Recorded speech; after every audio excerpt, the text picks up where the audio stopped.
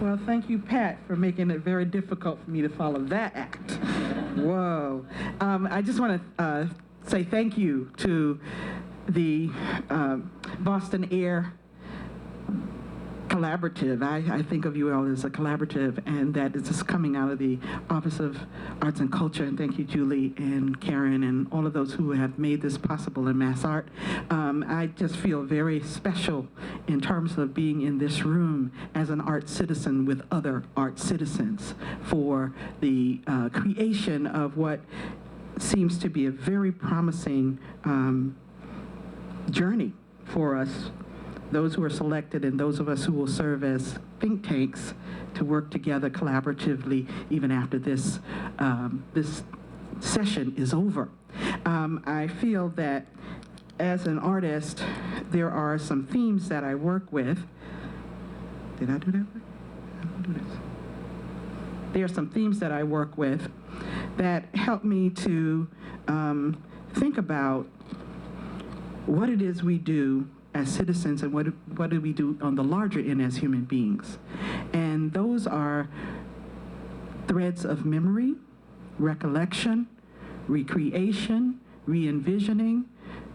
They are those things that help us to understand that we are part of a human family, that those threads that help us to embrace and include everyone are part of the work that I do.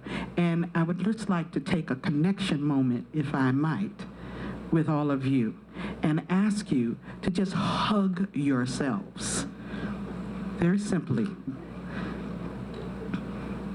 and understand what that feels like,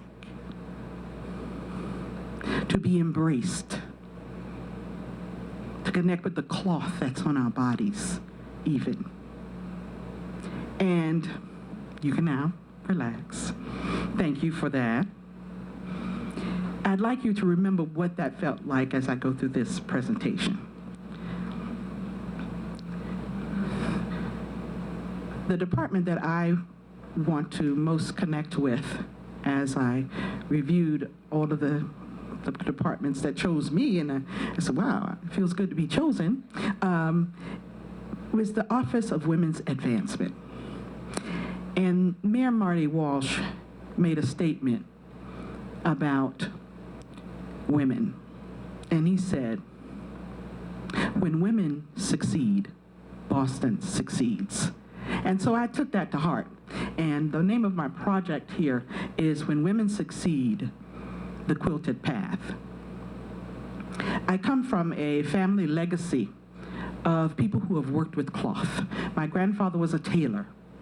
He fashioned beautiful women's clothing and provided for his 8 children with his business in tailoring.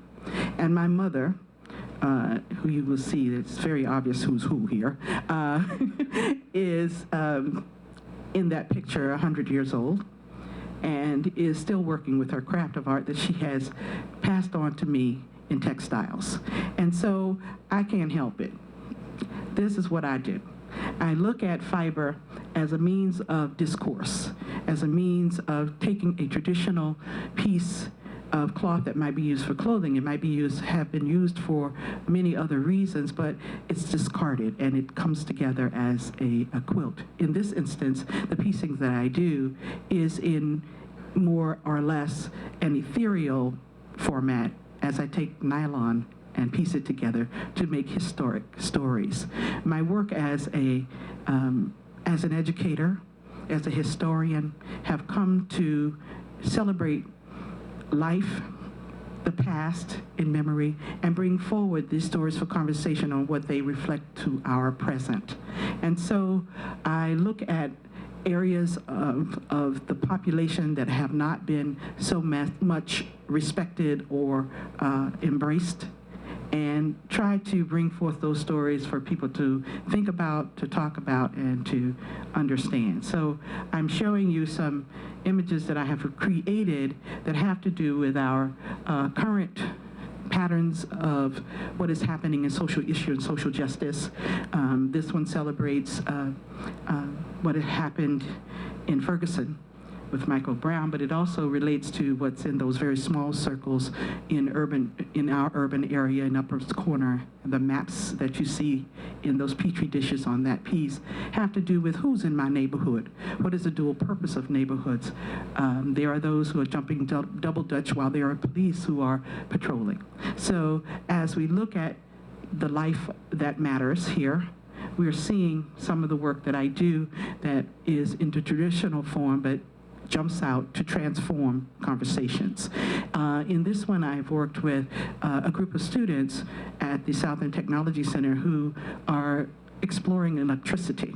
It's called the EAT Club, and you'll see them pictured at their computers here. And we're looking at the introduction into fiber, smart fabrics, light components, and other electrical components that light up the work and bring a different presence to fiber.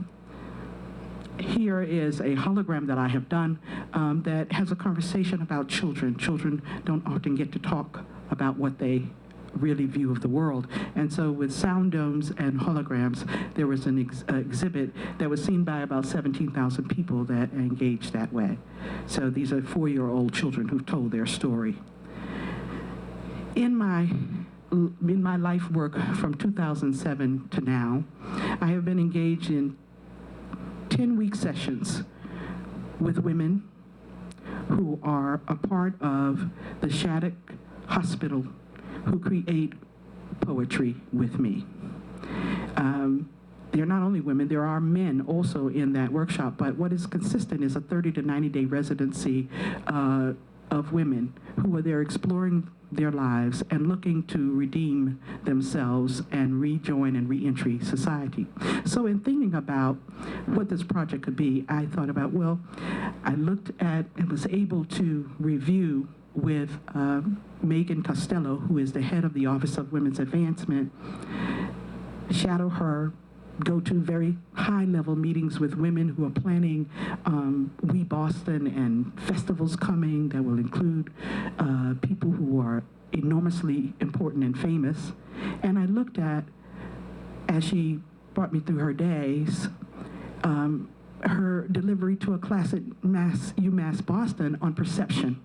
And so in perceiving our community and the women that are in it, I said, what's missing here? The high-level thinking is there, certainly, and brilliant thinking. Who is not here? And so I reflected on the work that I do with women who may not be our own consideration, but women who need to be embraced. And so my project here is surrounding, from the Office of Women's Advancement, women who may not be our first consideration and those who are actually in the process of recovery. The mayor has created a new recovery services department that we hope will help to bring this forward. The mission of the Office of Women's Advancement is to improve every woman and girl's life in Boston. And so with that, I wanted to embrace this community of women who have been experiencing addiction, drug addiction, who should be raised and given a path after they have come from that hospital to reentry, to their reentry into the city, civically engaged and well protected. And so I would like to embrace that when Women Succeed, Boston succeeds in gender equity, in helping these women to look at what might be a workforce development for them, using their aspects of their stories and quilting.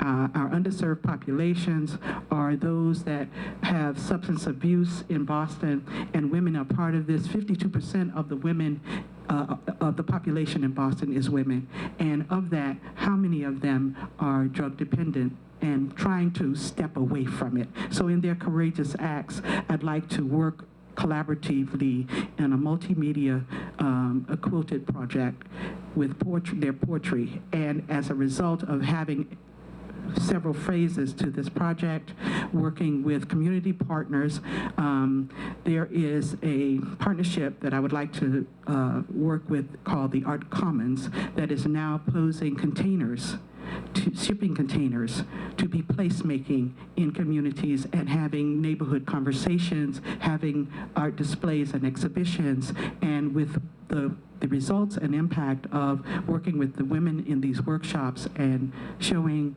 their voices and bringing their voices forward, that the community joins them in neighborhoods like Grove Hall in Dorchester and Mattapan and other places where these containers will be a part of placemaking, conversation, exhibition, performance spaces that will happen. And this is due to the work of Ron Malice, who's the director of Boston App. He's here in the audience, and designers Ben Bruce and Greg McGashin. So to expand the resources of the Department of Women's Advancement, not to have to worry so much about the budget, but I thought that there may be an opportunity to do community building with community partners. And I'd like to lastly leave a comment to ask you to imagine this as the comfortable space. What would you put in it? Thank you.